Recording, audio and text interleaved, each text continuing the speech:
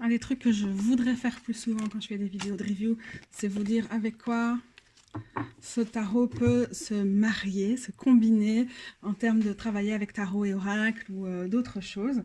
La première chose qui me vient à l'esprit, c'est celui-ci. C'est l'oracle de Léa, fait par Athénaïs Fondrevel.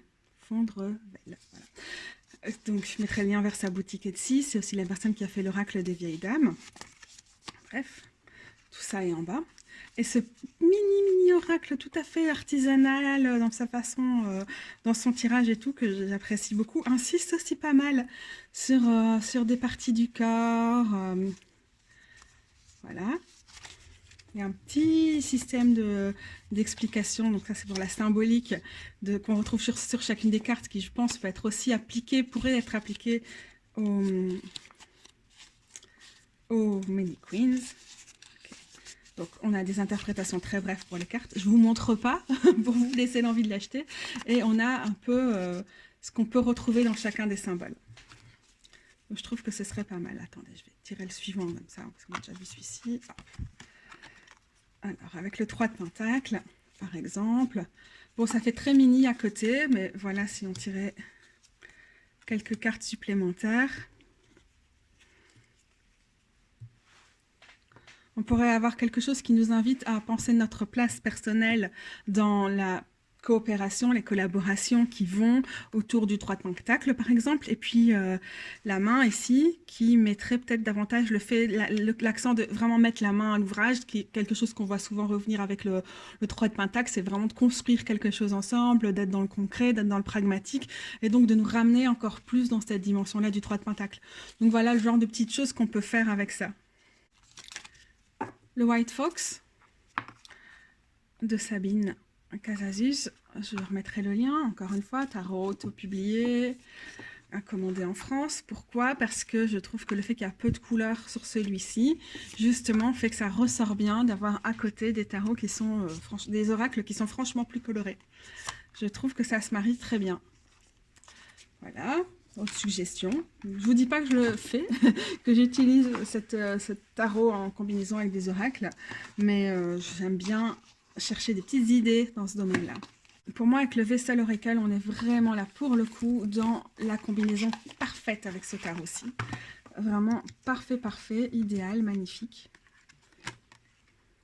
Parce que vous voyez aussi, encore une fois, hein, le trait à main levée, donne pas l'impression d'avoir été trop digitalisé et tout. Moi, du coup, ça me plaît beaucoup bien davantage que d'autres choses. J'aime pas trop le travail digital. J'aime bien le tarot qui nous rappelle au travail brut.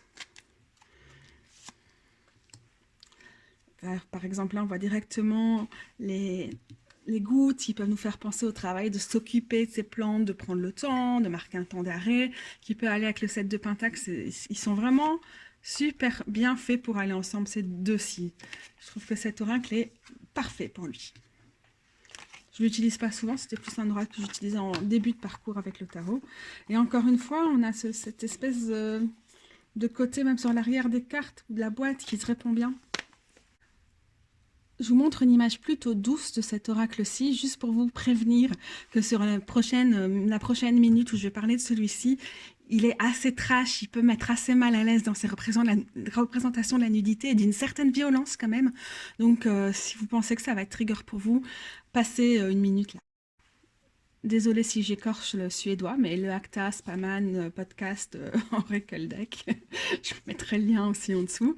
Pour moi, là, c'est vraiment, encore une fois, sur cette esthétique, parce que j'ai ça en hauteur, que c'est difficilement lisible, le plan là. Très queer, qui est accent sur la nudité, qui va bien avec celui-ci, même si pour le coup, honnêtement, cet oracle-ci a un côté beaucoup plus trash que l'autre, beaucoup plus dur, beaucoup plus, d'après moi, malaisant par moment. Mais en tout cas, c'est une charmante combinaison, je trouve. Je perçois le Many Queens comme un hommage à ce tarot féministe lesbien qui a plus de 30 ans de plus que lui, peut-être même 35, qui est le Théa Tarot. Et donc, du coup, ok, c'est tarot et tarot, il faut voir quel genre de combinaison on peut faire, mais j'aime bien les voir ensemble, le travail du noir et blanc, mais tout le reste aussi. Pour moi, c'est assez touchant de voir un tarot queer contemporain avec ce tarot lesbien des années 80 côte à côte. Je suis vite touchée par rapport à ce genre de choses. Sur son côté en puissançant, je dois dire que je le trouve très bien assorti. Mais non, on a déjà vu cette carte. Je le trouve vraiment bien assorti avec l'oracle de la déesse sombre. Il y a quelque chose dans la démarche qui, je trouve, les met bien côte à côte. Et aussi le format, hein, les met bien ensemble parce que finalement, l'oracle de la déesse sombre est assez grand aussi. Le fameux. J'en profite pour sortir un autre jeu qui, pour moi, n'a pas du tout cette dimension. C'est le Golden Constellations qui vient avec l'édition limitée du White Newman. Encore une fois, si vous voulez en savoir plus sur ce petit oracle, je vous mets les liens en dessous. Et quand je vous disais, il y a des tarots qui représentent la sexualité, ou des oracles d'une façon beaucoup plus sexualisée ou parfois genre esthétisante, avec une focalisation sur les normes et tout, vous voyez complètement la différence. Moi, c'est typiquement les jeux qui vont pas ensemble, ou peut-être que justement celui-ci gagne en profondeur en étant à côté de quelque chose qui est plus brut, parce que, regardez d'ailleurs, on a des symboliques un peu pareilles, hein, dans les fleurs, les serpents, c'est quelque chose qu'on voit aussi beaucoup dans le Many Queens. Et en même temps, c'est un travail mais tellement différent sur les représentations. Soit, je vous l'ai sorti à la base pour vous montrer à quel point ce tarot et cet oracle diffèrent. Mais en fait, peut-être que c'est ça qui peut aussi faire qu'ils s'apportent quelque chose mutuellement.